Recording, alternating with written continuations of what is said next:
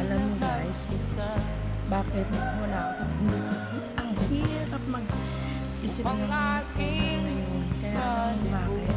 Sa sobrang mahal ng bilihin, hindi mo alam kung paano mo mabudgetin ang ulam, ang bili mo kasi napakamahal.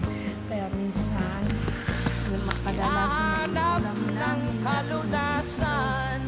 laking tuyo kasi sobra, hindi naman kaya yung aming pera dahil wala pa kami sweldo ay di siyempre maasa sa amin. Lagi namin ulam minsan ulam ng dati na ngayon nagluluto ako guys ng sinigang na tambako.